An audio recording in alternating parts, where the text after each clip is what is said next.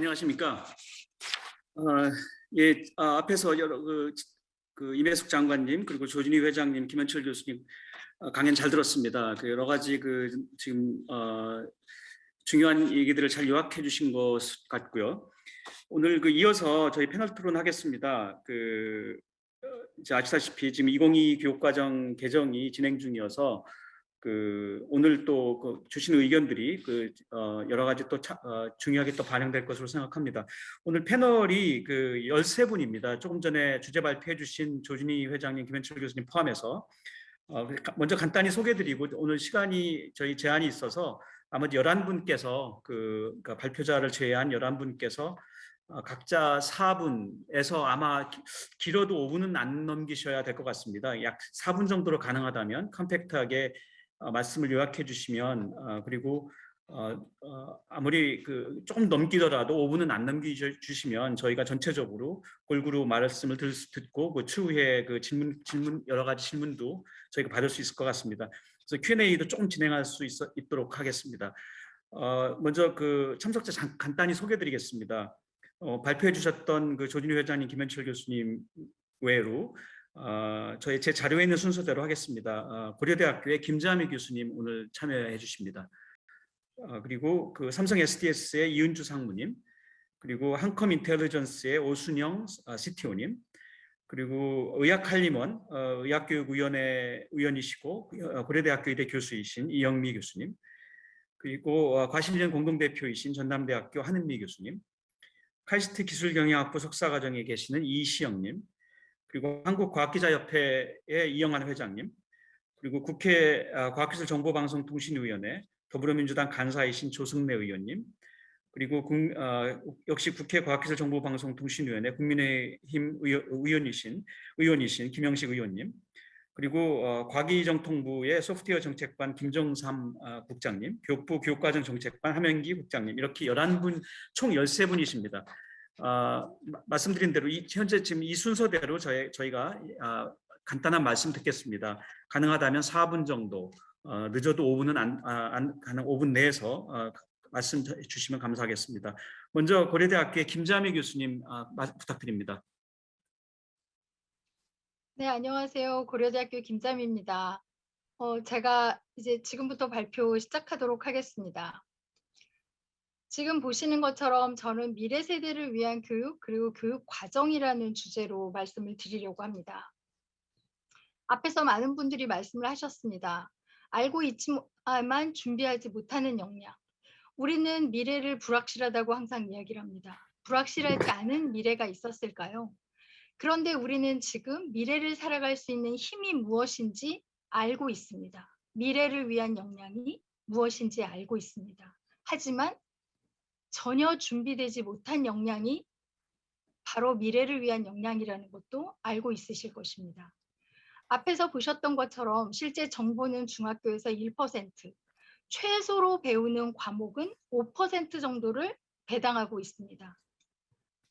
150년 전에 어떤 일이 있었는지 살펴보려고 합니다. 여기 보시면 1872년 스코틀랜드 교육법이 나옵니다.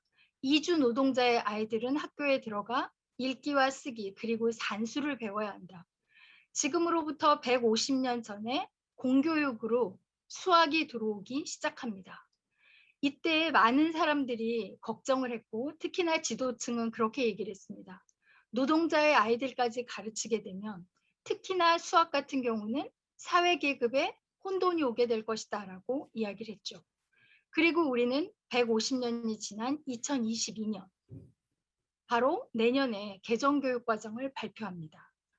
1865년부터 시작됐던 2차 산업혁명을 견인한 것이 수학이 공교육으로 들어오면서부터라면 2016년부터 시작된 4차 산업혁명을 견인해갈 새로운 과목은 무엇일까요? 이미 일본은 그것을 준비하고 있고 우리는 2025년 시작되는 2022 개정교육과정 그 시기에 일본은 정보를 대학 입시의 과목으로 선택했습니다. 자, 2022 개정교육과정을 앞두고 저는 4가지 관점으로 설명을 드리려고 합니다. 먼저 교육의 관점입니다. 국가 책임 교육의 관점을 이야기하고 싶은데요. 교육은 살아갈 수 있는 힘을 주는 교육, 그리고 불확실한 시대에 대처할 수 있는 교육, 시대의 지식을 알게 할 수 있는 교육이어야 국가가 책임지고 교육을 했다고 말할 수 있을 것 같습니다.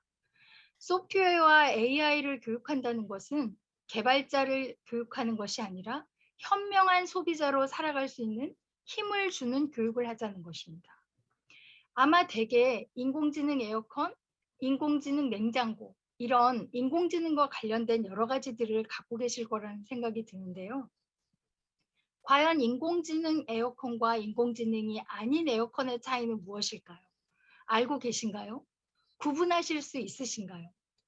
우리의 아이들이 몰라서 더 많은 비용을 지불하게 되거나 배울 곳이 없어서 알지 못하게 되니 인공지능 에어컨과 인공지능이 아닌 에어컨을 구분하지 못하는 삶을 살게 된다면 공교육은 그것을 통해 균등하게 알 수 있는 기회를 제공해야 그것이 평등한 교육일 것입니다. 그리고 그것이 시대를 살아가는 현명한 소비자로 살아갈 수 있는 힘을 주는 것입니다. 두 번째, 고교 학점제와 학생 주도성의 관점입니다. 2022 개정교육과정은 고교 학점제를 트리거로 학생 주도성을 강조하고 있습니다. 지금의 변화의 시대를 아는 여러분들이시라면 중학교로 다시 돌아간다면 어떤 과목을 선택하시겠습니까? 바로 우리가 선택하고 싶은 그 과목이 경험이 없는 현재의 학생들에게 중요한 과목이 될 것입니다. 앞에서도 말씀하셨지만 고등학교에서 정보라고 하는 거 보이지 않습니다. 그런데 고등학교로 여러분이 돌아가신다면 어떤 과목을 선택하시겠습니까? 너무나 과목이 많아서 무엇을 선택해야 될지 모르지만 우리의 기억 속에 다시 하고 싶지 않은 과목들도 꽤 있는 것으로 생각이 됩니다. 현재의 아이들은 어떤 과목을 선택했을까요? 앞에서 김현철 교수님께서 말씀을 해주셨지만 소프트웨어, AI, 배우고 싶어 하지만 어디에 있는지 찾으려고 해도 눈이 좋지 않은 사람이라면 찾기 어려운 공간에 위치하고 있습니다. 고교 학점제의 성패는 학생 주도성에 있다고 OECD 2030 보고서에서는 이야기하고 있습니다. 물론 지금 한국의 교육과정을 개정하고 계시는 분들도 그런 말씀을 많이 하십니다. 학생 주도성을 강조하고 있지만 학생이 주도할 수 없는 과목을 구성해 놓고 그렇게 이야기를 하는 것이 아닌지 한번 반성해 볼 필요가 있을 것 같습니다. 학생의 요구가 반영되지 못한 구성이라면 학생 주도성은 의미를 잃게 될 것이기 때문입니다. 이것을 걱정하는 것은 소프트웨어와 AI를 배워보지 못한 세대에 의해서 현재의 교육이 결정되기 때문입니다. 컴퓨팅 사고력 교육을 한 번도 받은 적이 없는 어른들의 결정은 과연 무엇일까요? 고교 학점제는 대학 입시 강화를 위한 수단으로 그 과목들을 강화하게 되는 결과만 갖게 될 것이라는 거죠. 아무리 고교 학점제를 강조해도 학생 주도성을 강조해도 한국에 만연한 대학 입시라고 하는 벽을 넘으려면 어떻게 해야 될까 생각해 봤습니다. 대학에서 기초학력에 대한 가이드라인을 제시한 것은 많지 않습니다. 해당 분야로 진학을 준비하려고 하지만 실제 거기에 가면 고등학교에 어떤 과목들이 연계되어 있는지 알기 어렵습니다. 그 중에 하나가 경제학과인데요. 경제학과는 주로 문과를 지망하는 학생들이 많이 가고요. 문이과가 없어졌다고 하더라도 문과 쪽에서 공부를 한 학생들이 가기 때문에 수학 공부가 부족해서 실제 대학 공부를 제대로 하기 어려운 상황입니다. 대학 입시 과목에 고교 학점제와 학생 주도성이 매몰되지 않도록 하기 위해 우리는 어떤 노력을 해야 할까요? 대학의 각 전공에서 요구되는 시대의 역량에 대한 가이드라인을 제시해 줄 필요가 있다고 생각합니다. 탑다운 방식으로 입시를 개선하기 위해서 바로 필요한 것인데요. 일본은 이미 2010년 이후부터 그것을 진행하고 있습니다. 일본의 대학 입시 중에 하나는 대학 내에서 특정 과목들을 선택해서 우리의 논술처럼 보고 있는 대학들이 있습니다.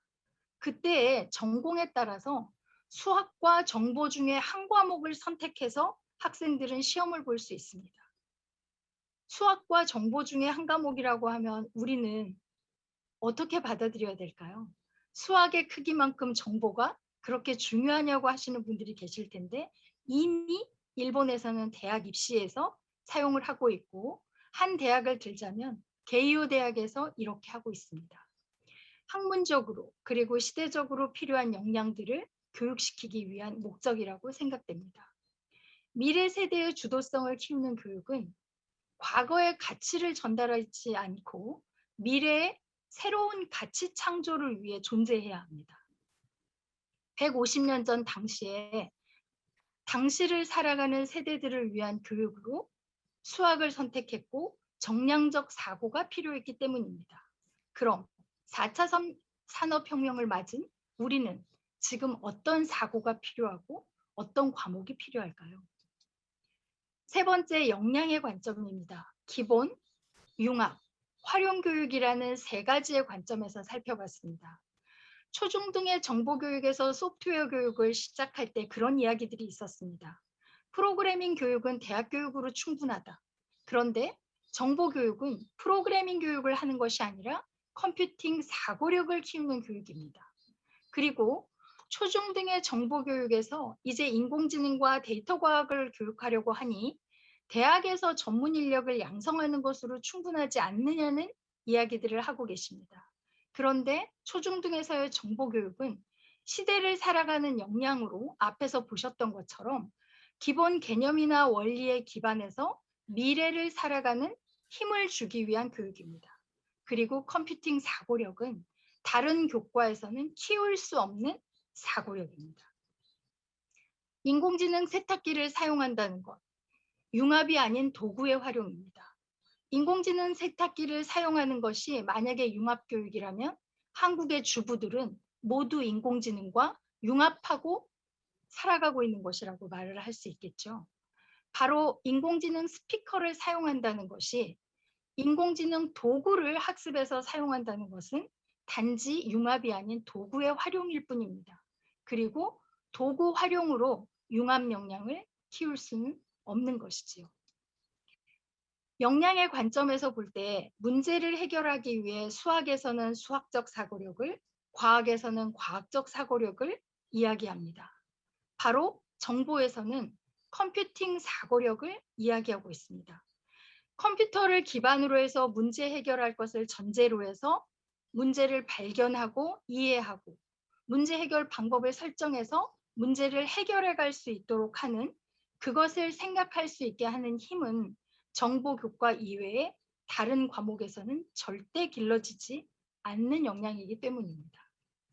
조화와 균형의 관점을 항상 이야기할 때 교육과정에서는 적정화라고 하는 것을 이야기합니다. 교육의 조화와 균형, 적정화는 특정 교과에 편중된 인간을 양성하는 것이 아니라고 생각합니다. 디지털 리터러시나 정보 교과에서 앞에서 보셨던 것처럼 1%만을 가르치는 교육이 과연 교육에서의 균형과 적정화라는 것의 정확한 의미인지 한번 확인해 보고 싶습니다. 2022 개정교육과정에서 전체 정보교육은 앞에서도 말씀드렸던 것처럼 교육 전반의 계열성과 계속성 보장을 위해서 최소한 3% 이상은 확보를 해야 균형적인 그리고 조화로운 교육이 가능할 것으로 생각됩니다.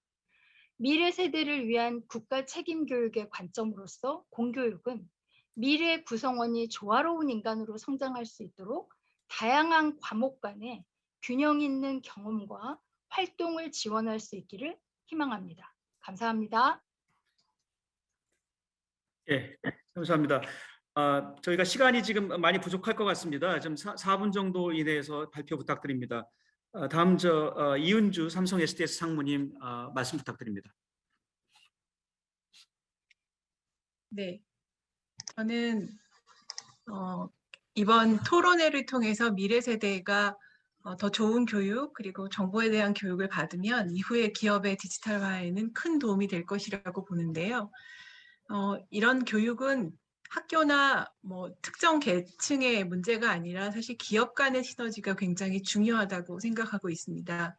왜냐하면 저희도 현재 디지털 전환을 위한 청년뿐만 아니라 재직자에 대한 재교육을 통해서 이 인력들의 그 기술 역량들을 전환하고 디지털 역량을 확보하는 일들을 하고 있는데요. 이걸 위해서 가장 중요한 것 중에 하나가 교육입니다. 저는 몇 가지 기업에서 활용하고 있는 것들을 학교에서 같이 재사용해 주시면 훨씬 더 빠른 형태의 방법들을 만들어낼 수도 있을 것 같아서 말씀드려 보겠습니다. 첫 번째로 현재 그 청년이나 재직자 교육을 통해서 부족한 개발자 수요를 꽤 많이 충족해 주고 있긴 합니다만 사실 기업에서 필요로 하는 인력들은 전공자 수준 또는 굉장한 고급 인력들을 요청을 하기도 합니다. 그런데 우리는 약간 초급 교육자, 초급 수준의 개발자를 양성하는 데 조금 더 집중하고 있어서 사실상 레벨별 교육이라든지 기술 전환을 위한 재교육도 고려할 필요가 있다고 생각합니다. 저희 회사만 해도 기존에 이제 소프트웨어 개발을 집중으로 해서 하는 회사였지만 이제 A, B, C, D, S라고 하는 디지털 기술을 우리가 스스로 배워서 가르치고 디지털 인력으로 확충하고 있는데요. AI는 AI, 블록체인, 클라우드, 데이터 분석, 시큐리티 이런 5가지 기술은 이제 모두에게 필요한 기술입니다. 그래서 저희는 이 인력들을 양성하여 역할자에 맞게 활용하고 있습니다. 따라서 저희 회사 같은 경우에는 12,500명의 인력 중에서 2,000명을 데이터 사이언티스트로 양성을 해서 분야별로 활용을 했습니다.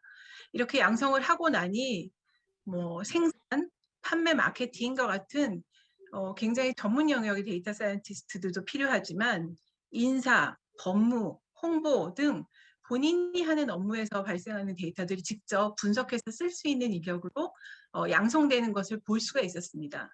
이렇게 기존의 교육을 통해서 바로 활용할 수 있게 하는 유스 케이스를 찾는 것, 이런 것들도 실질적인 교육 효과에는 큰 도움이 될 것이라고 보고 있습니다.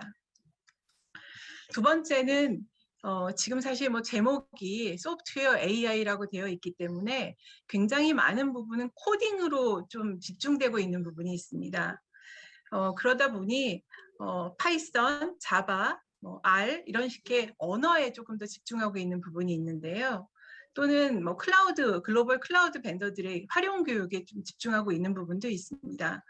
그러나 실제로 우리가 인력을 미래의 인재를 양성할 때 있어서는 예전에 우리 얘기했던 수포자처럼 포기하지 않게 하는 것들이 굉장히 중요할 거라고 보는데요. 그러려고 하면 초중고의 학생들의 수준 그리고 전문성에 따라서 다양한 툴들의 도움을 받아야 된다고 보고 있습니다. 이번 그 고등학교 인공지능 기초라고 하는 시범 과정에서 몇 개의 그 출판사들이 교과서를 출간을 했는데 이 교과서에는 파이썬, SQL을 주로 많이 활용을 하고 있고 슬로바키아 루브르나 대학에서 개발한 오렌지 그리고 네이버의 엔트리 저희 삼성 SDS 브라이틱스를 사용을 하고 있습니다. 그런데 우리가 글로벌한 기술을 만들어서 확산하려고 한다면 대학이나 기업에서 만든 다양한 툴을 많이 활용하면서 이것들을 개발하고 또는 확대하는 일들도 같이 필요하다고 봅니다. 마지막으로 그 AI나 데이터 분석에 대해서는 정부에서도 굉장한 투자를 많이 하고 지속하는 가능한 활동들로 강화하려고 하고 있습니다만 아직까지는 일시적인 이벤트성 작업들이 좀 많이 있습니다. 학생들이 교육을 받고 활용하고 지속적으로 본인의 역량을 키우게 하려고 하면 정보 올림피아드처럼 예를 들어 분석 올림피아드 같은 것도 있을 수 있고요. AI 올림피아드도 있을 수 있고 또 한국형 해글가처럼 지속적인 활동을 위한 환경도 좀 마련이 돼야 된다고 생각합니다. 저희가 기업에서 그 서포터스라고 하는 인력들을 대학생들 서포터스를 받아봤는데요. 20명을 뽑는 서포터스에 300명 넘는 인력들이 왔습니다. 그중에 60% 인력의 이상의 대학생들이 비전공자임에도 불구하고 1개 이상의 분석 툴을 사용하고 있었습니다. 그러니까 청년이나 MZ 세대는 본인이 필요한 것들이라고 하면 스스로 찾아서 경험하는 것에 대해서 굉장히 적극적인데, 우리가 기업에서 이런 환경들, 또 대학에서 정부에서 이런 환경들을 조금 더 마련해 준다고 하면 실력들이 조금 더 빠르게 향상될 수 있을 것이라고 보고 있습니다. 그래서 저희와 같은 IT 회사들은 재직자를 양성하는 교육도 진행하지만, 이것을 통한 사회공헌 활동들도 뭐 코딩 캠퍼스, 데이터 분석 캠퍼스와 같은 형태의 일들을 진행을 하고 있고, AI 시범학교 교사 연수를 할 때에도 저희 회사와 그 사회공헌하는 활동가들이 같이 참여를 하고 있습니다. 지금은 교사를 양성할 인력도 부족하고, 또 이렇게 양성된 인력이 어디서 활용할 거냐라고 하면 기업에서 활용을 해야 되기 때문에 전문가들, 또 대학에 계신 교수님들 뿐만이 아니라 기업의 역할들을 좀 많이 강조할 필요가 있을 것 같고, 이분들과 시너지를 내서 교육을 한다고 하면 훨씬 더 짧은 시간 안에 이 수준이 향상될 것으로 보여졌습니다. 저희가 실제로 경험해 보기도 했고요. 그런 부분들도 많이 벤치마킹 하셔서 진행하시면 이 미래를 향한 그 기초교육과정 설계에 큰 도움이 되시지 않을까 생각합니다. 네, 감사합니다. 저희가 지금 절대 시간이 부족합니다. 지금 그 현재 상태라면 뒤에 분들은 아예 발언 기회가 좀 안 생기는데요. 4분에서 제가 개입하겠습니다. 4분 지났습니다라고 알려드리겠습니다. 다음 그 오순영 한컴 인텔리전스 CTO님 말씀 부탁드립니다. 네, 저는 한컴이라고 소프트웨어 대표 기업 산업계에 있으면서 저는 중학생 학부모입니다. 여러분 지금 2022년 교육과정에 대해서 얘기를 하고 있는데 2015년 교육과정 개편을 보면 그때 트리거 이벤트가 문이과의 통합이라고 하고요. 이제 이 학생들이 즉 미적분을 모르는 학생들이 내년 대학에 입학한다는 기사를 저희가 접했었어요. 그럼 이 관점에서 2022년 교육과정 개편에 대해서 이제 드는 생각을 좀 해보면 그때 이제 트리거 이벤트는 고교 학점제라고 하더라고요. 이 학생들이 저희가 요번에 2022년에 교육 개편을 하고 나면 이 학생들이 사회에서 활약할 시점은 2040년, 2050년 정도라고 생각할 수 있을 것 같습니다. 요즘 아이들 보시면 글로벌 메타버스 플랫폼에서 게임과 놀이도 하고 사회적 관계를 형성하고 있어요. 그리고 온 글로벌은 AI 퍼스트부터 뭐 소프트웨어, AI 인재 양성 이야기를 하고 있는데 현재 교육 수준은 현 시대의 이제 그런 시대의 흐름을 보다 이렇게 좀 쫓아가지 못한다, 상당히 느리다라는 생각이 좀 들고요. 다른 교과 과정들은 보면 개념부터 응용 확장으로 다 얘기를 하고 있지만 소프트웨어하고 AI는 그냥 미국부터 시작부터 그냥 코딩 이야기부터 합니다. 앞으로 10년, 20년 뒤에 이제 미래를 맞이할 학생들에게 도움이 되려면 개념, 원리 이해, 응용 이런 체계적인 지식 체계가 필요한데 지금 소프트웨어나 AI 쪽은 그런 것들이 좀 잘 안 돼 있는 것 같아요. 뭐 예를 들면 수학 교과를 봐도 학생들이 2차 방정식 배우려고 하면 어떤 개념들을 사전에 알아야 되는지 그 체계가 있거든요. 그게 지금 없다. 소프트웨어 쪽하고 AI 쪽은 없다라는 생각이 들고 그렇다 보니 뭐 저희가 소프트웨어 AI 교육도 결국은 생각의 힘, 그다음에 컴퓨팅 사고 능력을 이제 키우기 위한 거고 이런 것들의 목적은 문제 해결 능력을 키우려는 거고 소프트웨어와 AI를 도구로 활용하려고 하는 것인데 지금 보아서는 이제 아이는 이제 기어다니고 걷지도 못하는데 소프트웨어 AI 관련해서는 이제 뛰는 교육 과정으로 바로 진입하는 듯한 느낌이 좀 들고요. 2022년 교육과정 개편과 교육 현장에 대해서 좀 보면 쭉 설명을 들어보면 어쨌거나 절대적인 시수가 부족하다. 그리고 우수한 교원도 부족하고 그리고 제가 깜짝 놀란 거는 교과가 없는 유일한 과목이라고 제가 좀 봤거든요. 그리고 현재 AI 교육들은 이제 AI 교육 자체에 집중하지 않고 AI 맞춤형 인공지능 활용 교육에 대해서 이제 사회적 관심이 많이 치중되어 있다는 생각이 듭니다. 그래서 2022년 교육과정 개편을 위해서 이제 제가 생각하는 사전 조율해야 되는 문제들하고 결론을 간단히 좀 정리를 해보자면 이제 소프트웨어 정보 교과과정 개정이 쭉 살펴보면 너무 복잡한 이해관계와 외부 요인들에 따른 어려움이 더 많은 것 같다는 생각이 들고요. 이것들을 좀 돌파하기 위해서는 입시까지 좀 고려해서 해야만 공교육 환경이나 균등한 교육 혜택까지 받을 수 있지 않을까라는 생각이 좀 들고 지금 2020년에 이제 트리거 이벤트 자체가 고교 학점제라는 트리거 이벤트가 있으니까 이를 좀 저희가 소프트웨어나 AI 교육 쪽 관련해서 잘 활용해서 가산점이나 인센티브나 이런 제도적 설계가 좀 중요한 것 같다는 생각이 좀 들고요. 마지막으로 이제 교육 같은 경우는 다른 산업보다도 상당히 느린 것 같아요. 워낙 대한민국에서는 중요한 문제이기도 하죠. 근데 전체적으로 좀 몸집이 큰 것 같다. 복잡한 이해관계, 외부 요인들도 다 여기서 오는 게 아닌가. 몸집이 작아야 좀 빠른 변화가 가능하지 않을까라는 좀 생각이 들기 때문에 뭐 가장 핵심적인 기능하고 어떤 흐름의 맥은 교육부가 맞더라도 교육청과 학교나 뭐 심지어 저희 산업계까지도 어느 정도 역할을 좀 분산해서 맡기는 것도 필요하지 않을까라는 생각을 좀 하게 됐습니다. 네, 이상입니다. 감사합니다. 시간 지켜주셔서 감사합니다. 네. 네, 고맙습니다. 다음 고려대학교 이영미 교수님 말씀 부탁드립니다. 네, 안녕하십니까. 저는 고려대 의학교육학교실의 이영미입니다. 이런 중요한 자리에 토론자로 초대해 주셔서 먼저 감사드리고요. 일단 저희 그 의료 인공지능 부분은 잘 아시는 것처럼 그 어떤 분야보다도 활발한 연구와 현장 적용이 이루어지고 있는 분야입니다. 최초에 AI가 나왔을 때는 의사들이 좀 거부감도 있었고 부정적인 견해가 있었으나 최근에는 우리가 의사들이 할 수 있는 일을 AI나 소프트웨어가 도와줄 것이고 의사들은 좀 더 본질에 가까운 일을 할 수 있을 거라는 긍정적인 견해가 압도적이고요. 그다음에 디지털 헬스케어 분야에서 우리 의사들이 글로벌 선도적 위치를 점유해야 된다는 그런 공감대가 형성이 되고 있습니다. 따라서 우리가 디지털 대전환 시대의 사회적 요구에 맞춰서 의대 졸업생이 갖춰야 될 미래 역량과 이를 위한 교육과정 전략 도출을 위해서 의학한림원에서는 디지털 대전환 시대 의학교육이라는 연구를 진행하고 있고요. 이때 저희가 의과대학에서 배양해야 될 핵심 역량과 교육과정 핵심 요소를 찾는 것을 목표로 하고 있습니다.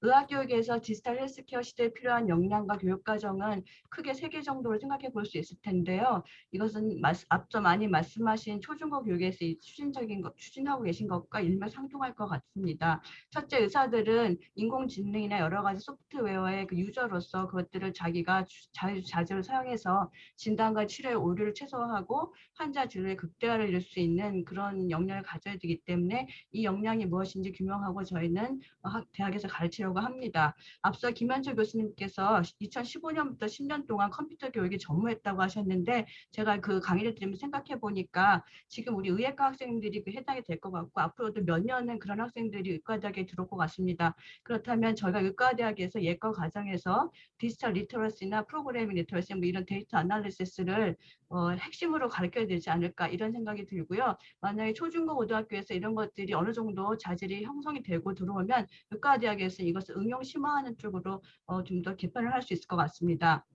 그리고 특히 의과대학에서는 글로벌 경쟁력을 갖춘 AI 소프트웨어 연구와 산업화에 기여할 인재를 양성해야 되겠는데 잘 아시는 것처럼 의과대학 교육이 워낙 방대하고 양이 많기 때문에 그것은 모든 학생한테 다 요구할 수는 없을 것 같고 특성화된 연구 트랙을 신설하는 게 필요하겠습니다. 근데 특성화된 연구 트랙을 신설하는 것도 의과대학 교육 과정이 지금 의예과 2년, 의학과 4년으로 분리된 체계에서는 좀 힘들 것 같고요. 그래서 지금 저희 한국의과대학장 협의회에서는 6년 통합된 교육을 할 수 있도록 고등교육법 개정을 교육부에 요청을 했고 이 자리를 빌어서 고등교육법 개정이 빨리 이루어져서 의과대학에서 지금 현재 미래 사회에서 요구하는 역량을 키울 수 있는 다양한 트랙으로 학생들을 교육할 수 있도록 그렇게 됐으면 좋겠습니다. 마지막으로 뭐 어떤 교육을 통해서 하더라도 의사나 또는 연구자들이 필요한 것은 저희 소프트 스킬이라고 하는 의사소통 능력, 협업 능력, 그리고 개방성, 융통성 같은 것일 것 같습니다. 이런 것들이 앞서 교육과정 초중고 교육에서 배제되지 않고 같이 교육될 수 있으면 좋겠고요. 그 다음에 가장 중요한 지금 오늘의 논제가 되고 있는 다른 경쟁 국가에 비해서 초중고 교육에서 AI 소프트 교육이 너무 적게 되고 있다는 통계는 좀 충격적인데요. 앞으로 이런 필수적인 정보 교육이나 디지털 리터러시, 컴퓨팅 교육이 중고등 교육에서 잘 이루어질 수 있기를 기대해 보겠습니다. 이러한 역량이 이미 형성된 뒤에 대학에 들어온다면, 특히 의과대학에 들어온다면 우리가 의학과 의료 관련 분야의 응용분에 더 초점을 두어서 의대생을 교육함으로 해서 AI 소프트웨어를 활용한 역량을 급속히 신장시키고 전문적인 연구 및 개발에 오히려 더 포커스를 둘 수 있기 때문에 더 좋을 것 같습니다. 마지막으로 어떤 변화에도 유연하게 대처할 수 있고 지속적으로 자기 자신을 혁신할 수 있는 역량을 키워주는 초, 중, 등 고등학교의 개혁이 이루어지기를 기대합니다. 이상입니다. 네, 감사합니다. 짧은 시간에 아주 효과적으로 의견을 주셨습니다. 다음 그 과실련 공동대표이신 한은미 전남대학교 교수님 말씀 부탁드립니다. 합리적이고 과학적인 사회를 이루고자 하는 바른 과학 기술 사회 실현을 위한 국민연합 과실련에 익숙하실 겁니다. 공동대표를 맡고 있는 전남대 공과대학 한은미 교수입니다. 이번 토론의 주제와 밀접한 관련이 있는 최근의 제 활동을 생각해 보니까 여기 한국과청 과학기술교육위원회 그리고 한국공학교육학계의 다양성위원회가 발족을 했고요. 한국공학한림원에서 인재양성위원회 활동들이 있습니다. 그래서 오늘 이 자리에 계신 발제자 그리고 패널분들의 구성을 보면 과학기술계 전문가 그룹입니다. 저는 이제 아무래도 과실련 시민단체 대표로 참여한지라 본 토론회에서 개편을 촉구한다. 이 주제에 교육 현장의 소리를 좀 더 더해 보겠습니다. 실질적인 변화에 어떤 도움이 될 수 있을지 같이 생각해 보는 시간으로 했으면 좋겠는데요. 앞에 김현철 교수님 발제에서도 초중 고등학교의 그런 정보 관련 과목의 설명이 있었습니다. 새로운 변화에 앞에 굉장히 경직되어 있단 말은 아마 대학도 피할 수 없는 그런 부분일 것입니다. 교육부에서 융합 관련 교육 그런 가이드라인을 주고 있습니다. 그런데 교육 현장의 요구는 좀 더 많이 분석을 해야 될 필요가 있다고 봅니다. 이미 교육계에서는 파악하고 있을 것입니다만은 우리 과학계에서도 조금은 알아가야 될 거라서 제가 3가지로 요약을 해봤습니다. 첫 번째, 그 한정적인 실수 문제를 언급을 하셨는데요. 초등학교 5, 6학년에 거쳐서 17시간, 그 다음에 중학교가 3년간 아까 34시간, 34시간이라고 그랬죠. 그런데 이거를 대개가 한 학년에 이수하는 경향이 있기 때문에 만약에 1학년에 그 과목을 배정을 한다면요.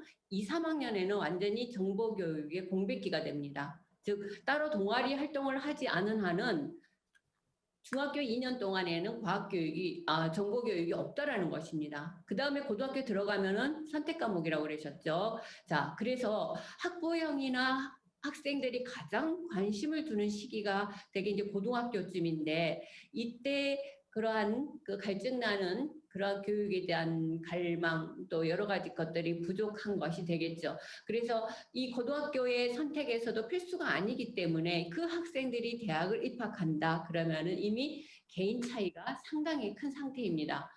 두 번째로는 실체가 없다라고 하는 바로 교육 현장의 컨텐츠 어려움입니다. 가이드는 받고 있지만 그 실효성 있는 교육이 어렵다는 하소연이죠. 즉 이런 학습자료 컨텐츠를 선도학교 위주로 개발해서 공유하고는 있지만 현장에서 확보가 되지 않아서 거의 교사의 개인 역량에 의존하고 있는 그러한 현실이 있고요.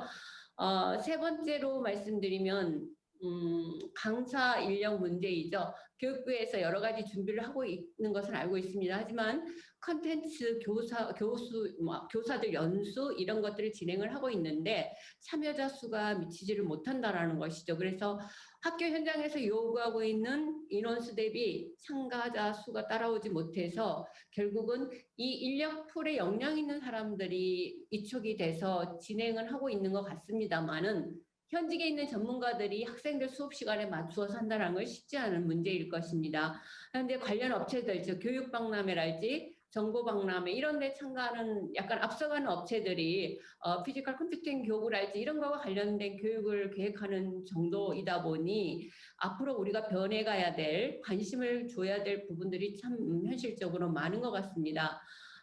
이렇게 교육이 진행되면서 초등학교 공교육이 많이 바뀌어 가겠지만 대학 고등교육 역시나 그 변화를 거친 학생들이 입학을 하고 아까 말씀드린 대로 수준 차이가 클 수밖에 없고 그래서 대학이 맞춤형으로 빠르게 바뀌어야 된다는 것은 우리가 함께 공감하고 변해가야 될 부분인 것 같습니다. 가장 더 중요한 것은 컴퓨터 관련된 학과 위주의 변화가 아니라 관련된 유사 학과들이 다 같이 초, 중, 고등학교 교육에 일조할 수 있는 그런 혁신, 대학의 혁신까지도 저는 요구하는 바입니다. 이상입니다.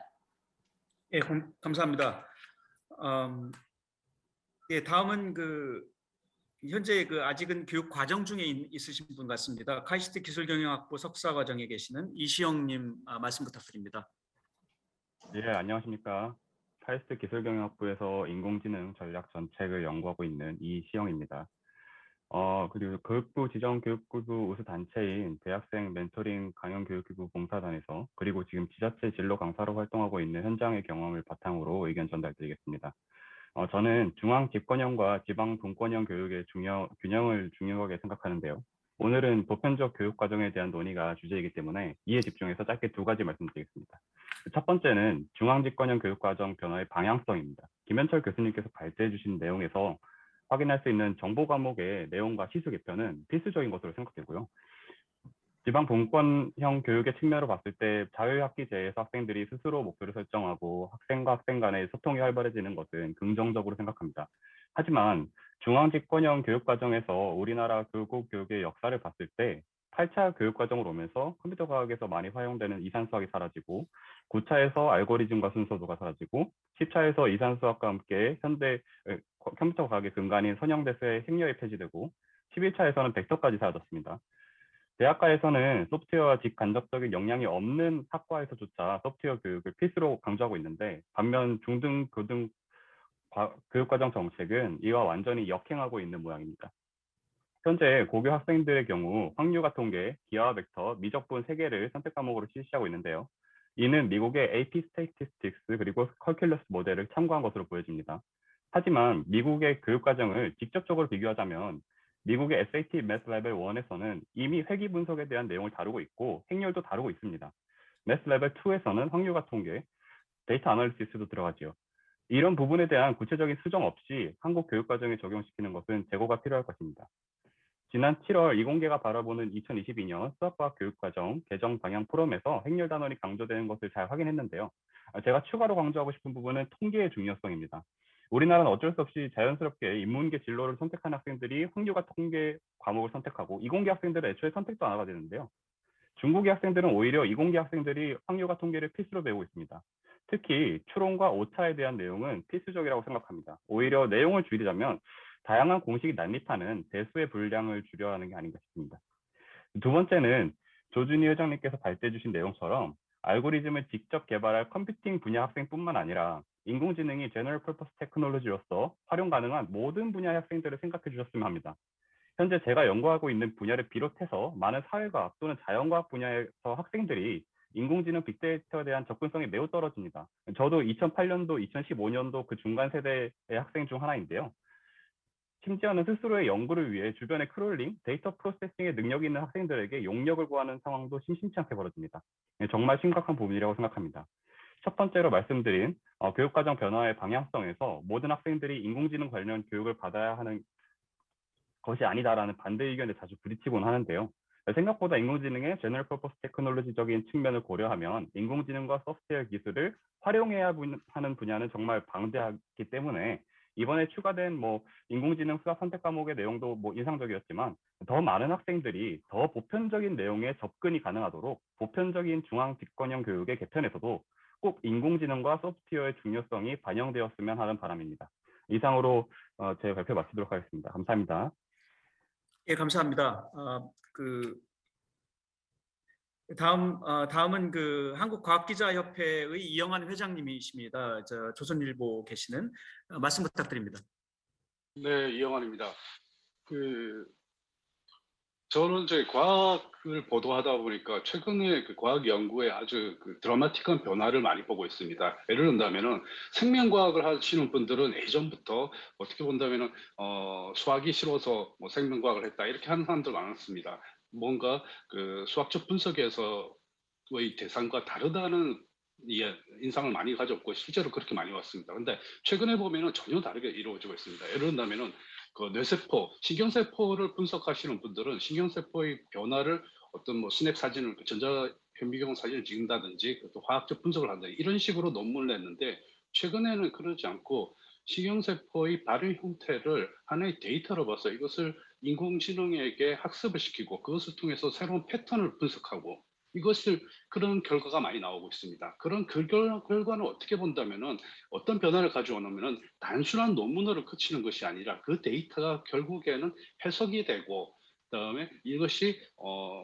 마비 환자의 재활에 필요한 로봇으로 개발에 이어지는 이런 응용의 속도가 빨라지는 그런 성과를 보고 있습니다. 그만큼 AI 그리고 소프트웨어의 파워가 강력하다는 걸 알 수가 있겠죠. 자, 그럼 우리 아이들이 나중에 이런 것을 활용할 수 있는 시대를 살아야 되고 그것을 주도해야 되겠죠. 그런데 오늘 제가 여러 발표를 보면서 좀 드는 걱정은, 그러면 우리가 지금 아이들에게 가르쳐야 될 것이 그러면 이런 소프트웨어를 만드는 코딩 기술인가?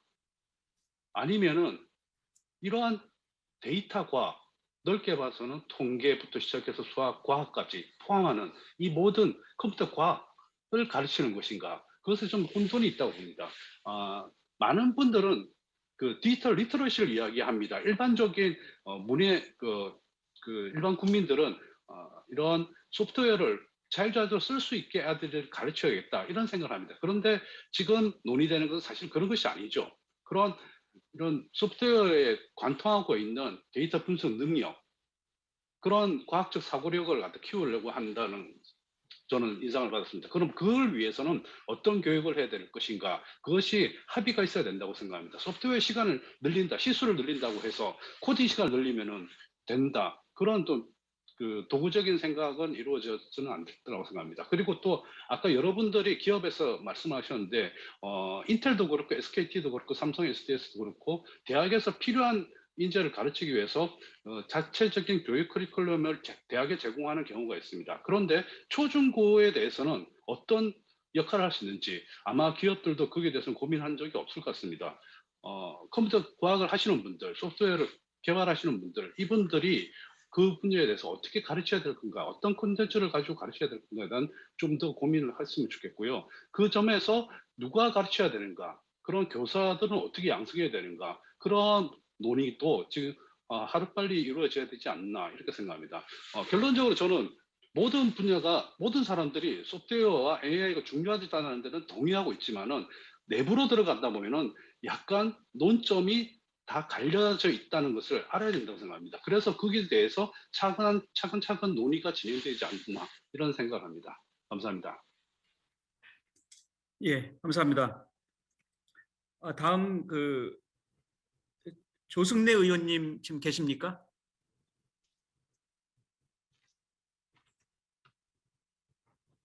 예, 오늘 아마 다른 일정이 있으셔서 전 시간을 다 참석은 힘드실 걸로 저희들이 들었는데요. 아마 지금 참석 힘드신 것 같습니다. 그럼 조승래 의원님은 혹시 돌아오시면 다시 말씀을 듣고, 혹시 김영식 의원님 계시죠? 네, 예, 계십니다. 네, 반갑습니다. 예, 김영식 의원님 계시면 예, 말씀 부탁드립니다. 네. 제가 질문 받은 거는 우리 재정 지원과 우리 정부 또는 국회의 인식 개선에 대해 가지고 어떤 생각을 갖고 있느냐 부분에 대해 좀 말씀드리고 싶습니다. 먼저 제가 이제 국회에 들어와 보니까 이 과학기술인들이 전공자가 국회에 입성한 게 굉장히 좀 적은 숫자로 이렇게 파악되고 있습니다. 그래서 이게 과학기술이나 이런 부분에 논의를 할 때 예산 확보는 모든 부분들이 그분들이 주도적으로 하는데, 그렇게 하기 위해서는 많은 분들이 그렇게 입성했으면 좋겠다라는 게 제 바람직한 제 생각이고요. 그렇기 위해서는 먼저 우리 제도가 좀 개선돼야 되지 않겠나는 생각이 듭니다. 그러나 제가 최근에 와가지고 우리가 소프트웨어나 AI나 이렇게 필요하다고 지금 말씀하십니다만은, 중요한 거는 이 필요성이 국민들과 어떻게 소통할 것인가 하는 부분이 굉장히 좀 중요하다고 이렇게 파악을 했었습니다. 그 이유 중에 하나가 전번에 제가 탈원전 같은 우리가 문제를 풀어가는 과정에서 왜 이런 문제가 이게 우리가 어떤 사실이 기반해가 풀지 못했을까 하는 부분에서는 결국 과학기술인 전공자들이 국민들과 소통하는 과정에서 많이 부족했었다. 여기서 여러분들이 많은 부분들을 이야기하고 있습니다만은, 이런 부분들이 결국 우리가 국민들과 어떤 공감대를 형성할 것인가, 그 공감대가 형성이 된다 그러면 저는 자동적으로 이 어떤 교육 커리큘럼이 바뀌어진다고 저는 보고 있습니다. 그래서 제가 그런 부분을 개선하기 위해서는 지금 과학기술 강국이라는 포럼을 만들었고, 그걸 통해 과학기술인들과 우리 국민들과 소통하는 그와 같은 채널을 마련하려고 하고 있습니다. 그렇게 하다 보면 이제 과학기술 자존감이 높아지고 그러다 보면 결국 우리 이와 같은 미래를 대비하는데 좀 더 효율적으로 대비할 수 있지 않을까 하는 생각이 들었고요. 재정 부분 하나 말씀드리면은 여러분 아시다시피 재정은 예산을 확보를 할 때 먼저 교육부나 과기부가 예산을 먼저로 책정을 합니다. 우리가 필요한 예산들을. 그래서 우리가 AI와 소프트웨어 관련된 예산들은 그래서 한번 측정을 할 것이고 그것이 기재부와 이렇게 소통하는 과정에서 기재부는 아마 예산을 깎으려고 할 것입니다. 그래서 많은 예산 늘릴 수 있도록 하는 것은 결국 우리 국민들과 공감대 형성이 된다면은 그분들도 아마 그 예산을 늘리는데 아마 적극적으로 허용하지 않을까 하는 생각이 들고요. 그것이 이제 국회에 온다면 이제 국회에 관련된 제가 있는 쪽은 과방입니다. 과학기술 방송정보통신위원회이기 때문에 그래서 우리가 상임위에서 예산 배정을 아마 적극적으로 제가 있는 한은 아마 적극적으로 검토할 것이다 이렇게 말씀을 드리고요. 조성 의원도 계십니다만 그 여당 간사로 계시고 저는 야당입니다만 과학기술 쪽으로 총괄하고 있기 때문에 그 예산은 제가 아마 언론 예산은 적극적으로 배려하겠다는 말씀 좀 드립니다. 그래서 이게 뭐 저는 예산도 중요하고 합니다만 우리 여기에 계신 모든 분들이 과학기술 좀 전공하신 분들이고 제가 느꼈을 때는 이 국민들과 소통 부재가 좀 많이 벽이 있다는 걸 느꼈었습니다. 그래서 이게 이공계 또는 많은 부분들이 수학이나 과학기술들을 좀 싫어하는 부분들도 많이 생겼고요. 그래서 좀 우리 교육 흐름을 개선할 때는 그와 같은 부분들을 좀 고려가 했으면 좋겠다라는 말씀도 좀 드립니다. 예, 이상으로 답변드리도록 하겠습니다. 예, 감사합니다. 장시간 자리 지키시고 또 의견까지 주셔서 감사합니다. 예, 다음은 지금 정부에서 오늘 두 분이 나오셨습니다. 과기부의 소프트웨어 정책관이신 김종삼 국장님과 교육부의 교육과정 정책관이신 함영기 국장님 오셨는데요. 이쪽 정부 사이드에 또 결국은 이 교육과정 개정을 추진하는 과정에서 이러한 다양한 의견들을 취합해서 이번 2022 교육과정 개정의 모토는 국민과 함께하는 교육과정 개정입니다. 그래서 저희들이 이러한 오늘의 이 자리도 아마 그러한 의견을 듣는 중요한 또 과정의 하나라고 생각합니다. 아마 그래서 정부 측에서 생각하는 어떤 또 관점이 또 있을 텐데요. 과기부 소프트웨어 정책관이신 김정삼 국장님 말씀 부탁드립니다. 예, 김정삼입니다. 오늘 여러 발표와 이제 패널 토의하시는 분들 말씀 들어보니까 관계부처 담당자 입장에서 굉장히 송구스럽고 죄송한 마음입니다. 사실 뭐 이게 아까 이영환 회장님께서 말씀하셨지만 어떻게 가르치고 뭘 가르쳐야 되고 이런 논의를 해야 되는데 오히려 너무 시수가 없어서 이제 기본적인 환경 자체가 이제 안 마련돼서 기본적인 환경을 어떻게 마련할 것인지 논의하는 것 자체가 이게 한 20년 전쯤 논의가 됐어야 되는 것 같은 좀 이 시대적인 격차, 결국 그만큼 우리나라가 외국에 비해서 많이 뒤처진 그런 굉장한 위기의식을 느껴야 된다는 좀 생각이 들었고요. 이런 다시는 이렇게 뭐 어떤 역주행되지 않도록 앞으로 이번에 결정할 때는 제대로 이런 시대적인 변화를 반영해서 결정이 됐으면 하는 바람이고, 아까 김현철 교수님 발표하신 내용 중에서 2008년부터 한 7, 8년 동안 교육이 전무했다라는 사실을 좀 발표를 듣고 굉장히 놀랐습니다. 그 결과 우리 아이들은 학교 교육에 흥미를 잃고 배우고 싶은 걸 못 배우고 또 그 결과 사회에 나와서 이런 일자리나 직업을 구하는 데 굉장히 어려움을 겪는 그러한 보류를 이런 디지털 대전환 시대에는 다시 반복하면 안 되겠다라는 생각이 들었고요. 특히 일본이 아까 게이오 대학 사례도 말씀하셨는데 대학 전공과 어떤 이 초중고 교육 과정을 연계해서 하는 부분에 대해서 굉장히 우리도 위기의식을 느껴야 될 것 같습니다. 특히 일본이 코로나 위기 대응 상황에서 이제 낙후된 디지털 환경을 언론에서 지적하면서 이제 우리가 앞선 디지털 기술들을 많이 이렇게 언론에서 부각했던 보도들이 많이 있었는데 이런 추세로 간다면 우리가 일본하고 디지털 분야에서도 역전되는 거는 이제 몇 년 안 남을 거다. 위기의식과 굉장히 우리나라도 좀 벤치마크할 필요가 있지 않느냐는 생각이 들었고요. 조준희 회장님 말씀하셨던 이런 최근에 이런 기업들이 소프트웨어 개발자 구하기 너무 어렵다, 인재 대란이다라고 하면서 저도 이제 같이 기업들 만나고 이제 특히 청년들, 젊은 대학생이나 졸업한 후에 이제 취업을 못해서 구직을 못해서 뒤늦게 이제 소프트웨어 교육에 뛰어드는 청년들을 좀 만나봤습니다. 그분들이 이제 뭐 소위 말하는 좀 취업이 잘 안 되는 전공을 나와서 뒤늦게 이제 들어와서 이제 소프트웨어 공부를 하고 그런 친구들도 많이 있고, 특히 재학생들도 비전공자들이 이 소프트웨어 배우고 싶은 열망들이 너무 많습니다. 우리가 과기정통부에서 소프트웨어 중심대학 사업을 하는데, 어떤 대학 같은 경우는 융합전공 같은 경우에 모집을 하는데 정원 TO 대비 한 3배에서 5배 정도의 비전공자들이 소프트웨어 융합전공을 하고 싶어서, 뭐 융합전공의 예시가 뭐 언어를 전공한 친구가 이 소프트웨어를 공부해서 인공지능 관련된 언어 관련된 인공지능을 좀 개발자로 나선다든지, 뭐 이런 쪽의 수요들은 굉장히 많아서 우리 청년들의 어떤 열망 이런 것들이 굉장히 높았던 것 같고, 아까 그 김현철 교수님 발표한 내용에도 보면 우리 학생들이 뭘 배우고 싶어 하느냐라고, 저도 이제 애들을 이제 키워봤지만 이제 젊은 이 초중고 애들도 굉장히 이런 새로 스마트 이런 디바이스 다루는데 능숙하고, 조그만 재미를 붙여주면 그 아이들이 굉장히 잘할 수 있는 분야이기 때문에, 이번 어떤 이런 우리 정부의 결정은 뭐 이런 교육 공급자, 어떤 뭐 교육 어떤 그 대학 교수님들 또는 이제 교사들 입장이 아니고, 진짜 아이들이 미래 시대에 필요한 역량이 뭔지를 좀 제대로 좀 보고 결정을 해야 되겠다라는 생각이 들고요.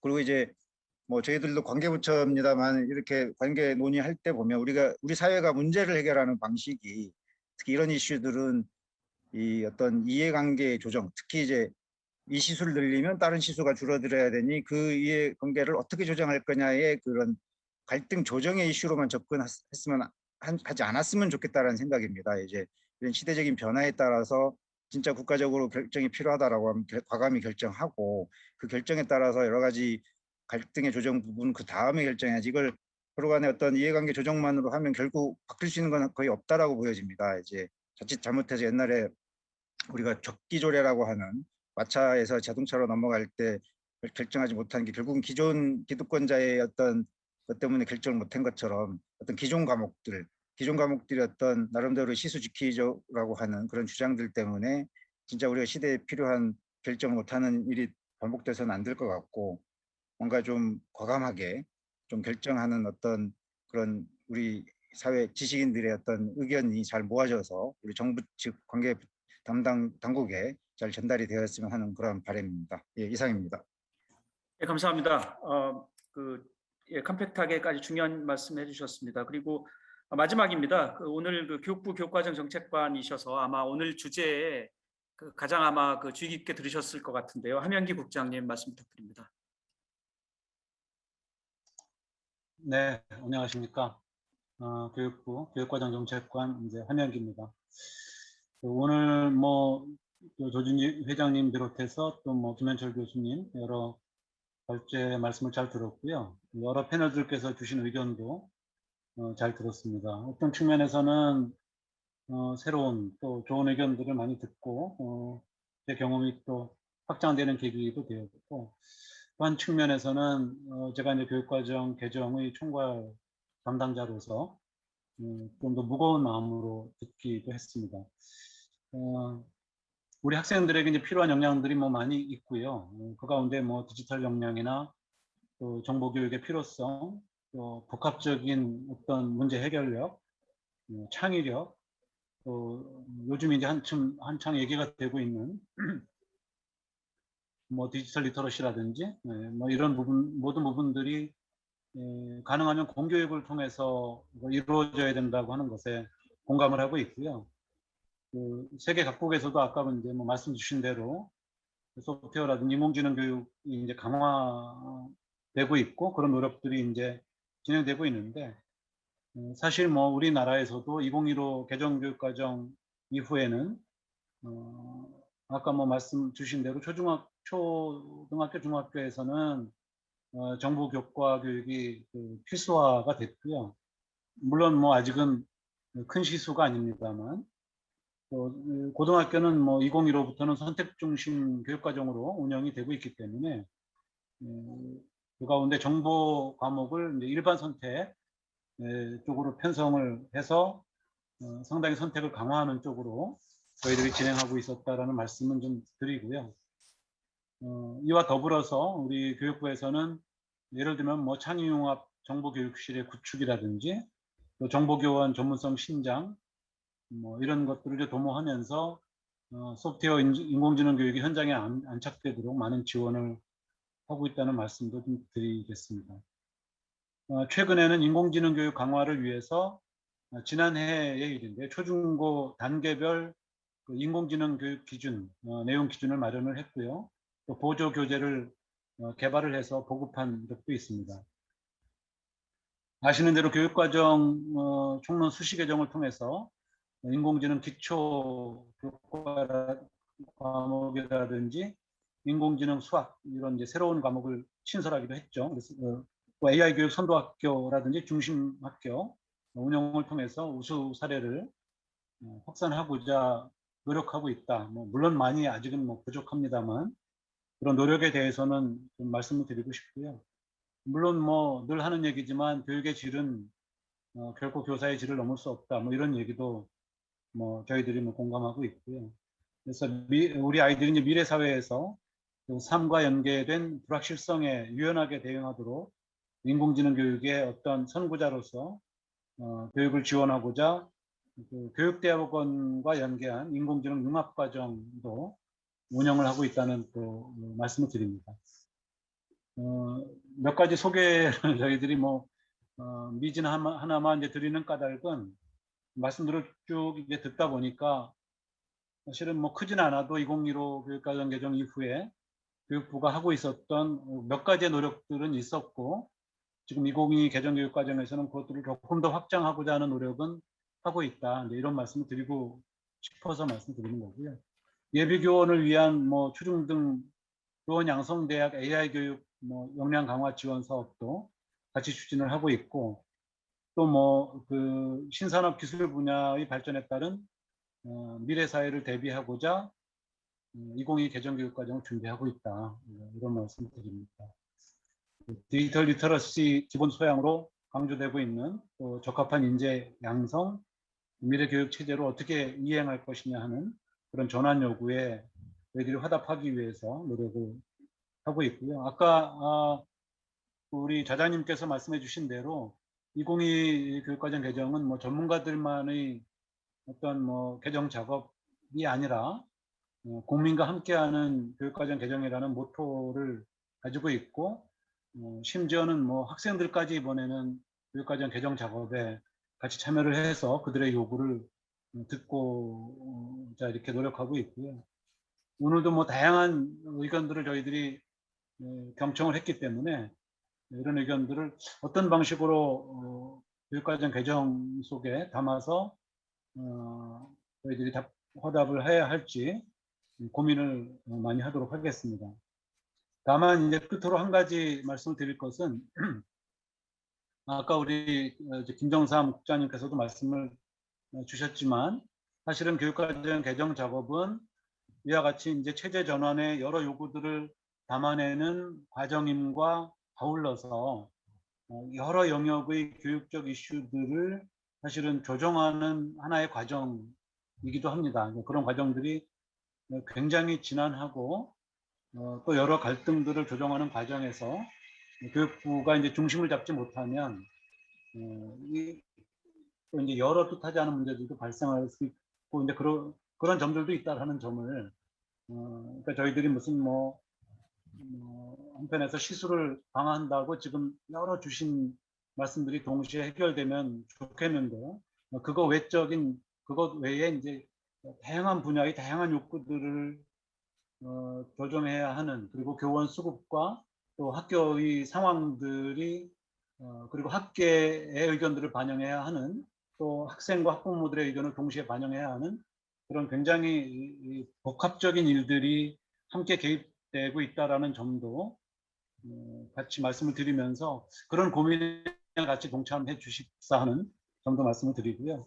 오늘 여러 의견을 경청했기 때문에 저희가 이제 개정 작업 과정에서 어떻게 반영해야 할지 잘 고민하도록 하겠습니다. 네, 이상입니다. 예, 고맙습니다.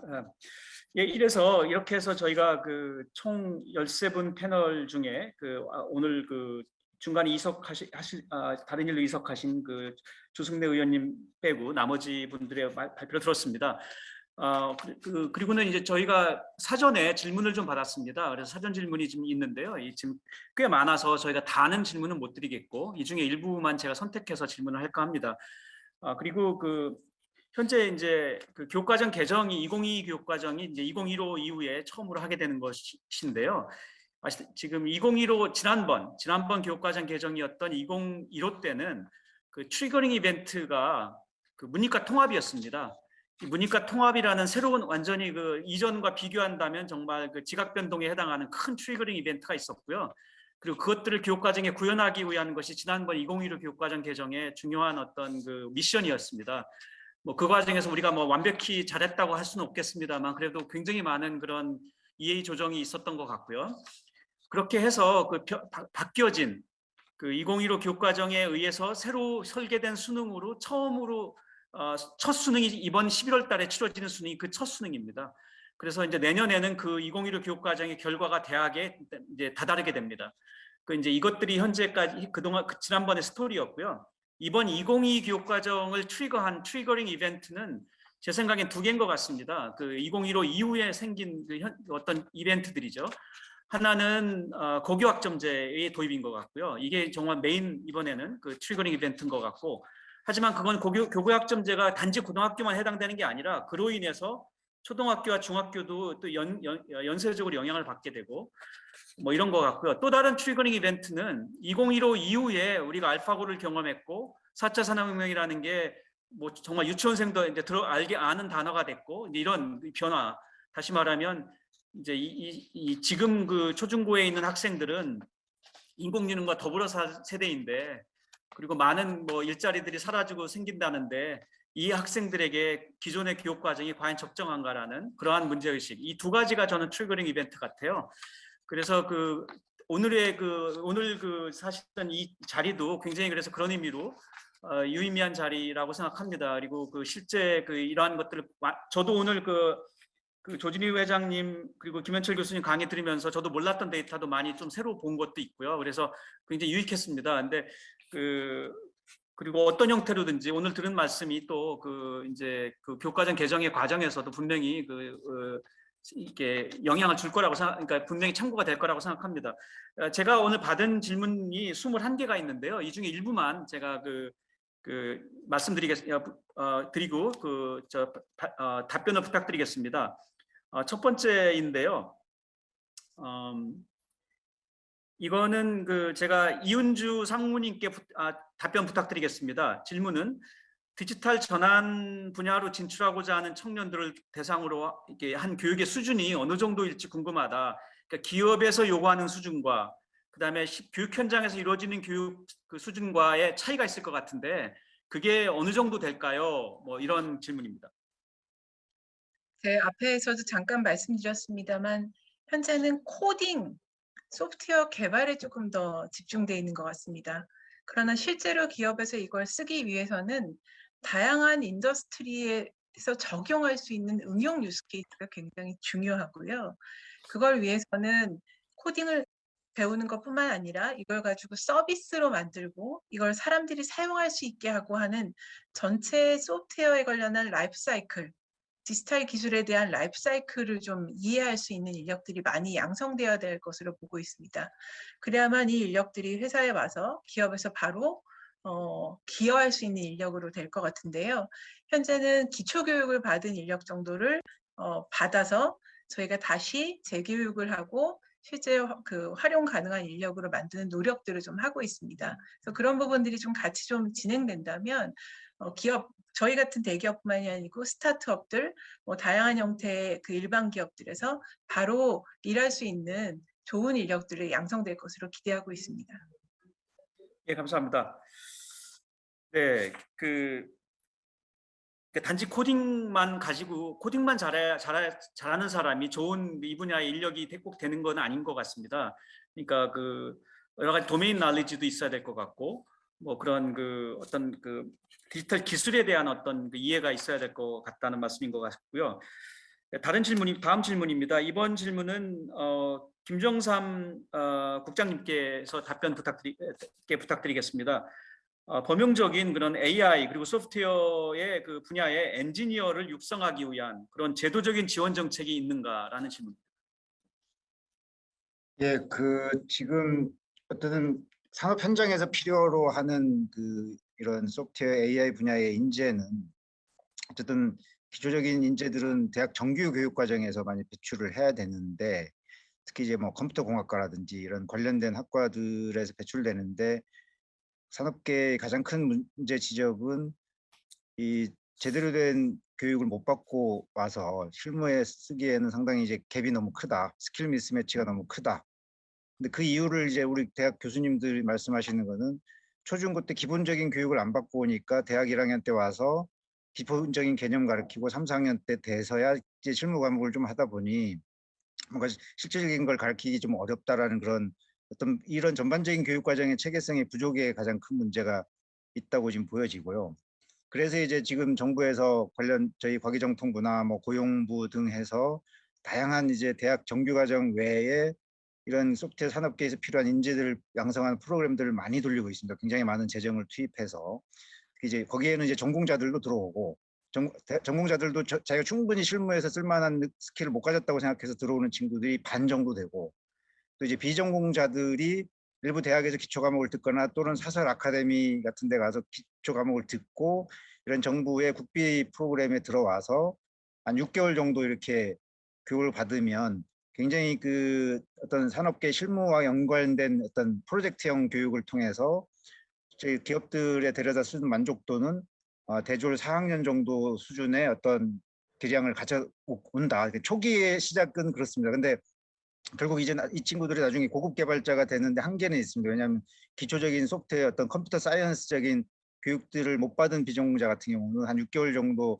이런 과목들을 들으면서 어느 정도 이제 실무 개발은 할 수 있는데, 이제 고급 개발자로 가는 데는 좀 한계가 있어서 근본적으로는 이게 정규 과정의 혁신과, 그러니까 특히 대학 정원 조정, 뭐 우리가 흔히 얘기하는 게 스탠포드 같은 경우는 컴공과 정원이 800명인데 서울대 컴공과 정원은 지금도 50명에서 얼마 전에야 75명 늘렸다.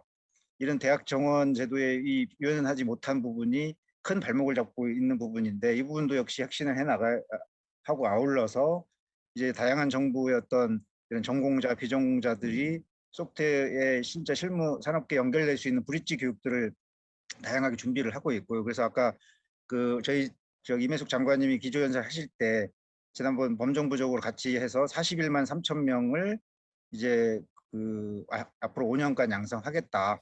다양한 프로그램들이 좀 준비되어 있고, 그런 프로그램들을 통해서 이제 뭐 나름대로 초급 과정을 정도 수준이 되는 친구들은 이제 중급 과정에 들어오거나 고급 과정에 들어올 수 있도록 다양한 길을 열어주고 있고요. 또 이제 재직자들도 사실은 재교육들이 필요합니다. 워낙 신기술들이 많이 들어오고 있기 때문에 그분들이 다시 또 그런 어떤 재교육을 받아서 다시 이렇게 생기술을 할 수 있도록 좀 많은 노력들을 하고 있고, 현재 또 이런 AI 소프트웨어 분야뿐만 아니고 신기술 분야에 굉장히 많은 또 새로운 스킬들이 요구되고 있는 게 있습니다. 최근 들어서 뭐 클라우드라든지 또는 이런 블록체인이라든지 또는 이제 뭐 배터리 얘기도 나오고 있고, 또는 이제 반도체 쪽에서도 소프트웨어 인력이 필요하다 그러고 있고, 또 자동차 업계에서도 이 어떻게 보면 약간 융합 인력들이라고 볼 수 있는데, 전통적인 소프트웨어, 범용 소프트웨어 플러스 자동차의 도메인 날리지를 잘 배워서 그런 자동차용 소프트웨어를 제대로 할 수 있는 인력들이 지금 어마어마하게 필요하다. 이러면서 이런 전반적으로 확산되고 있어서 이제 이거를 전부 다 이제 정부가 재정을 투입해서 그런 비전공자들을 육성하기는 좀 너무 한계가 있으니 전체적인 수준에서 올라가 줘야 되고, 그거에 대한 기본은 어렸을 때부터 아주 체계적으로 좀 가르쳐 와야, 특히 아까 어느 분이 그런 말씀하셨는데 미적분을 안 배우고 이 기계공학과나 전자공학과 보내는 것처럼 이런 문제가 생길 수 있기 때문에 체계적인 초중등 과정에서의 교육이 가장 기본이 돼야 되겠다 하는 게 생각입니다. 이상입니다. 예, 고맙습니다. 네, 다음 질문은 제가 김현철 교수님께 답변 부탁드립니다. 질문은 최근에 코딩과 프로그래밍을 온라인으로 제공하는 코딩 교육과 프로그래밍 교육을 온라인으로 제공하는 학교 밖 서비스들이 늘었습니다. 이러한 학교 밖 서비스와 공교육 체계의 소프트웨어 교육 간의 관계가 어떻게 설정돼야 할까요? 네, 아주 굉장히 좋은 관계를 유지하면서 같이 파트너로서 협업을 해야 된다고 생각합니다. 특히 이제 실습이 문제인데요. 우리가 이제 코딩 스킬을 배우는 게 아니기 때문에 이 목적이 코딩이라는 과정을 통해서 디지털 세계를 이해하고 다른 사람들하고 협업하고 공유하고 이런 전체적인 문화적인 것을 배우는 것이 목적이기 때문에 학교 자체 내에서 좀 하긴 힘듭니다. 그래서 다행히 MIT 스크래치 재단이라든가 이런 교육 재단이 있거든요. 우리나라에는 네이버 커넥 재단에서 그런 플랫폼을 제공하고 있기 때문에 지금 초등학교, 중학교의 교육 과정이 그 플랫폼을 기반으로 많이 이제 이루어져 있고요. 더 많은 기업들이 또 관심을 가지고 있습니다. 하지만 관심만 가진다고 다 들어오면 되는 게 아니고요. 제가 생각할 때는 기술적인 성숙도도 매우 중요하고 교육에 대한 이해가 먼저 좀 선결돼야 되는 그런 문제들도 있습니다. 전반적으로 했던 좋은 관계를 유지하면서 같이 발전을 해나가고 아이들도 사회에 대해서 직접적으로 배우고 그러면 좋게 될 거라고 생각을 하고 있습니다. 이상입니다. 예, 고맙습니다.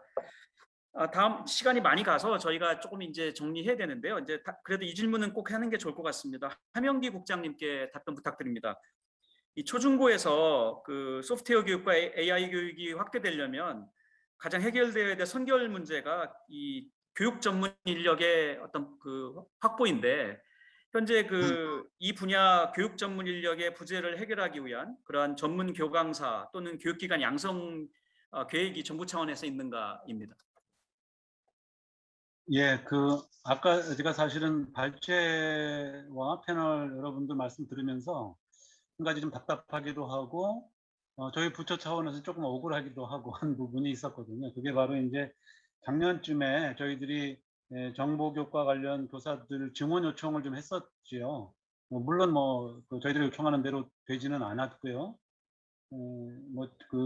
정원이 있으니까 이제 저희들이 요청한다고 다 되지는 않아서 그런 안타까운 점이 있었는데 그러다 보니까 저희들이 택할 수 있는 방법은 이제 현직 교사들, 현직 선생님들을 재교육을 시켜서 다시 이제 여러 이제 관련 정보 관련 이제 과목에 투입하는 이런 상상을 하면서 지금 하고 있는 부분이 현장 교원 재교육하고 이제 예비 교원 AI 역량 강화 이 지원 사업이거든요. 교육대학원하고 저희들이 연계를 해서 현재 그 AI 융합 학위 과정 이거를 신설을 했고 그 현장 교원들이 지금 41개 교육대학원에서 올해 9월 달이 되면 대략 2,046명 정도가 이미 공부를 하고 계신 분들과 더불어서 이제 이 AI 융합 학위 과정을 공부를 하시게 되고요. 또 한 가지는 소프트웨어 AI 핵심 교원 1만 명 양성 추진, 저희들이 이런 목표를 가지고 연수를 쭉 하고 있습니다. 국정과제 안에도 들어가 있고요. 요거는 작년 기준으로 해서 7,520명 정도 하고 있으니까 올해 데이터를 내보면 이제 10,000명 가까이 되지 않을까 생각을 하고요. 저희들은 지금은 이제 교사대 이제 교육과정 내실화를 통해서도 가급적이면 모든 예비 교원들이 AI 전문 교원으로 양성될 수 있도록 노력하는 게 저희들의 목표이긴 합니다. 그래서 교원 양성 대학을 이제 6개 교를 선정을 해서 저희들이 예산도 좀 지원하고 초등은 이제 AI 그다음에 AI 심화, AI 융합 모델 이렇게 해서 그런 이제 노력들을 펼치고 있고요. 물론 저희들이 근본적으로는 정보교과 선생님들을 더 증원을 해서 하면 제일 좋겠습니다만 현재로서는 그 부분이 좀 어려워서 이런 방법으로 양성하고 있다는 그런 말씀을 이제 아울러 드리겠습니다. 네, 이상입니다. 네. 예, 정보교과가 이제 실제로 초중고에서 더 역할을 하기 위해서는 교과정 개정에서도 물론 이제 반영도 필요하겠지만 실제 전문성 있는 어떤 교육 인력이 필요할 텐데요. 이런 부분은 재정 확보도 아마 영향이 있을 것이고 아마 이 부분은 국회에서도 좀 역할을 해주셔야 되지 않을까 생각합니다. 혹시 김영식 의원님 정보교과 교사들을 확보하기 위한 그런 노력에 좀 도움을 주실 의사가 있으신지요? 네, 교사 확보는 결국 교사 확보가 우리가 필요하다고 지금 보고 있습니다. 그래서 지금 중요한 거는 새로운 과목을 가르치기 위해 가지고는 교수가 먼저 확보돼야 되기 때문에 그와 같은 신규 인력을 유입하는 데는 저는 필요하다고 보고요. 그런데 교사 수를 전적으로 다 늘리는 부분에 대해 가지고 우리가 함께 고민해볼 사항이 아닌가 하는 그런 생각이 좀 듭니다. 그래서 저는 이제 우리 인력 수급이라고 얘기를 합니다만은 새로운 학문이 필요하면 거기 맞는 교사가 가르치는 게 맞는데 지금 현재로 보면은 기존에 있던 분들이 새로운 학문을 배우고 한다는 그와 같은 교육자 재교육이라고 그래야 되나 그런 부분들이 지금 잘 활성화되어 있지 않기 때문에 아마 그런 부분을 같이 병행하면서 고민해볼 거리가 아닌가 생각이 들고요. 그러나 우리가 협의를 통해 가지고 교사 인력을 늘리는데 합의해 오신다면은 저희는 국회에 적극적으로 검토를 하고 또 도움을 드릴 수 있도록 하겠습니다. 예, 뭐 긍정적인 말씀 감사합니다. 지금 저희 그 토론 중에 지금 아까 그 다른 일정으로 이석하셨던 조성래 의원님께서 지금 잠깐 다시 돌아오셨습니다. 그래서 저희가 아까 말씀을 못 들었기 때문에 잠깐 그 말씀을 좀 듣겠습니다. 그 시간이 많이 가서 저희가 많은 시간을 못 드리는 점 양해 부탁드립니다. 예, 조성래 의원님, 예, 말씀 부탁드립니다. 아이고, 예, 감사합니다. 아직까지 토론 중이셨던 거 보니까 열띤 토론하신 것 같은데요. 그 조금 전에 그 교육부 교육과정정책관께서 말씀하신 내용과 관련해서만 한 2가지 말씀을 드리도록 하겠습니다.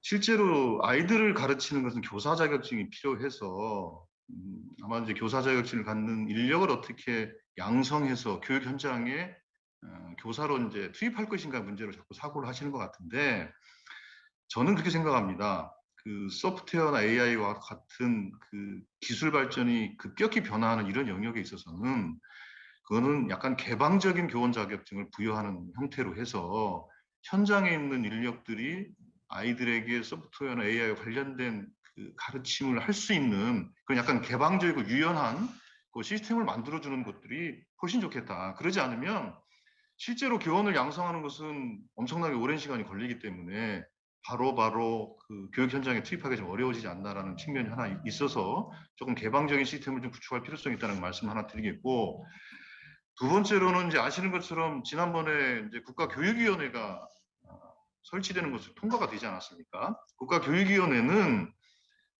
교육과정과 관련해서는 제가 알기로는 그 국가교육위원회에서 아마 이제 앞으로는 담당을 하게 될 겁니다. 그 얘기는 뭐냐면 국가교육위원회를 구성을 하는 과정에서 이런 소프트웨어나 AI 관련된 과학기술계의 의견들이 적극적으로 반영될 수 있는 위원 구성도 필요하다. 그렇게 해서 관련된 그 논의들을 진행하는 것이 필요하겠다라는 것이고, 교육부가 모든 의견을 수렴해서 우리가 그냥 판단하겠다라는 측면이 아니고 실제로 논의하는 과정에서 과학기술계의 의견들이 또 수학계의 의견들이 적극적으로 반영될 수 있는 그런 거버넌스 구조를 국가교육위원회 차원에서 좀 구축을 하는 것도 필요하다, 이런 의견을 드리겠습니다. 정말 열띤 토론하셨군요. 제가 어디 좀 다녀오더라고 죄송합니다. 네. 예, 감사합니다. 늦게라도 참석하셔서 또 이렇게 의견 주셔서 감사합니다. 저희가 그 시간이 없어서 마무리하겠습니다. 사실 질문이 더 있어서 몇 개 더 질문 드리고 싶었는데 조금 더는 무리일 것 같고, 그 마무리하면 저희가 이제 이번 그 아까 제가 트리거링 이벤트가 2개인 것 같다고 이번 교육과정 개정에 말씀드렸는데요. 하나는 이제 고교학점제 도입이라는 상당히 지각 변동에 해당하는 그런 큰 변화이고, 2번째는 인공지능과 더불어 살 세대에게 기존 교육과정이 아마 좀 더 안 맞을 수도 있겠다. 이제 이런 것들이 2개가 큰 트리거링 이벤트이고, 이번 교과과정 개정에서 어떤 형태로든지 반영될 것으로 저는 생각합니다.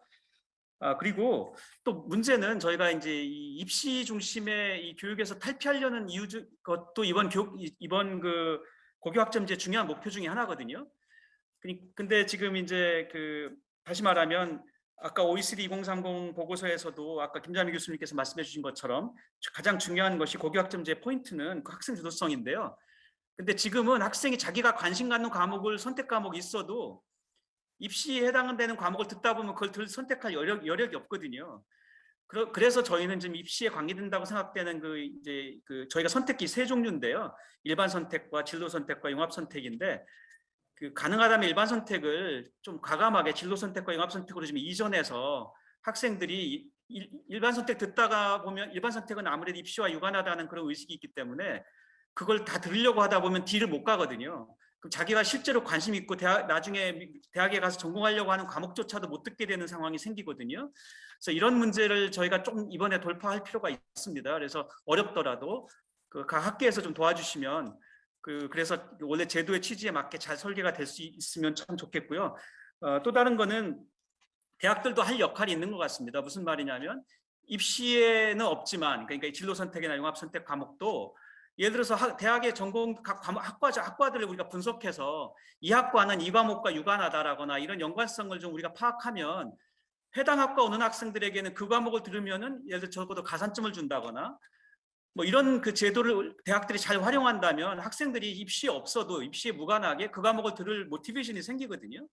그런 형태로 해서 다양한 과목을 학생들이 들을 수 있도록 우리가 여건을 만들어줘야지 그런 것이 해결되지 않고 그냥 그 과목만 다양하게 만들어두면 학생들이 듣고 싶어도 못 듣는 그런 상황이 생겨서 저희가 결국은 초중고 교육뿐만 아니라 대학까지도 이런 마인드를 바꾸고 그 정부에서도 교육부에서도 대학들이 그런 정책을 그런 가산점 정책을 활용하도록 권장하고 하는 그런 이런 것들이 같이 다 어울리면 좀 더 효율적인 앞으로 그 고교학점제가 실현될 수 있을 거라고 생각합니다. 그리고 어쨌든 오늘 정보 특히 AI와 소프트웨어가 이번 교육과정 개정의 중요한 어떤 그 트리거닝 이벤트라는 것을 유념하고 있고요. 오늘 주신 말씀 잘 저희가 위원회에 전달해서 정말 이번에 우리 100년 대계를 잘 만들고 좋은 작품이 나올 수 있도록 최대한 저도 일조하겠습니다. 오늘 정말 저희 많이 배우는 자리였고 좋은 의견 주셔서 그리고 여러 가지 제가 모르던 것 가르쳐 주셔서 감사합니다. 오늘 좀 길었는데 저희 패널 토론 여기까지 하겠습니다. 고맙습니다.